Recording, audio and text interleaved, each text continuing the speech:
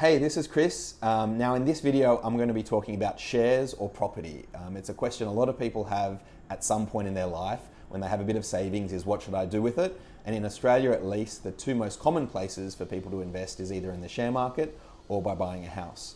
Now first of all on returns, over the long run, the evidence sort of suggests that both of these are pretty good long-term investments. Shares are a bit more simple to calculate your returns because you get a combination of dividends as well as capital growth, and so you can work out how much you've earned. Property may be a little bit more complex because you need to incorporate things like the costs of getting in and out of the property, as well as the costs of renovating and maintaining a property over time, and things like strata, if you have to pay that as well. But broadly, both of them have given good long-term returns in Australia. I'm going to be focusing on 5 questions you might want to ask yourself before you decide whether one or the other is right for you.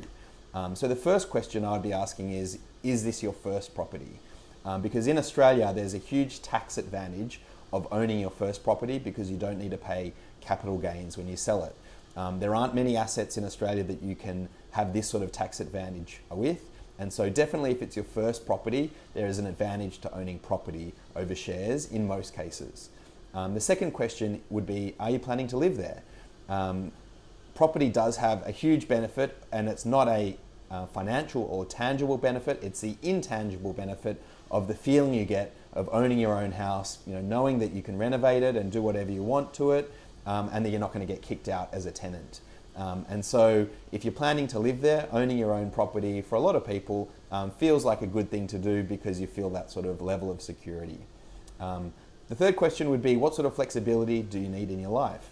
If you're planning to go overseas or potentially move suburb or move job, then owning a property that you're planning to live in may not be the right thing for right now because it doesn't really give you that flexibility and may force you to sell if you want to take up your life to somewhere else.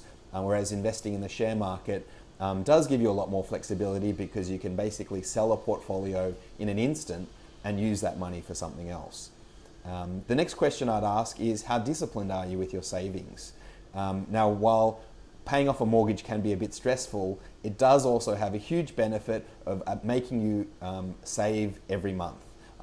Property investing is a forced way of savings because you have to keep on paying off that mortgage. So for people that aren't that good and disciplined at savings, property is actually a great way to force you to save some of your income every month.